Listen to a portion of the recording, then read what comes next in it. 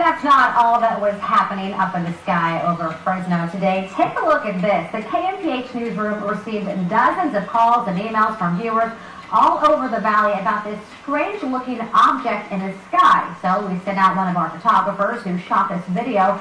Witnesses say it seemed to stay in one place in the sky for nearly 4 hours. Several of you also sent in pictures of the odd orb, and the question everyone is asking is, what is it?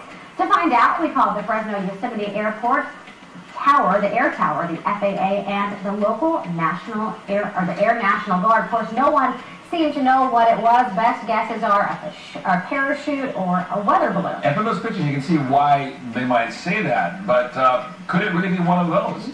So Chief Meteorologist Kevin Raymer is here with his take on these two theories. So Kevin, what do you think? Could that be a weather balloon? Don't think so. I'll tell you why in just a second. Also, I was getting calls as early as 1:30 this afternoon about this, and some people were saying, well, maybe it's the moon. You know how sometimes you can see the moon during the daytime, but at the same time this was occurring, we also could vaguely see the crest of the moon. So that wasn't it at all. I think it was way too windy for a weather balloon or a parachute, and here's why. Take a look at this weather graphic right here for you.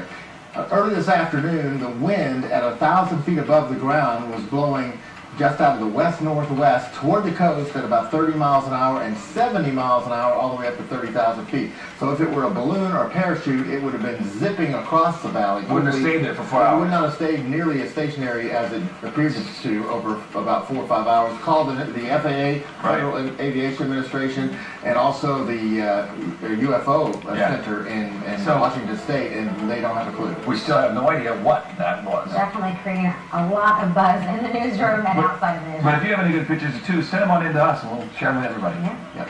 Okay.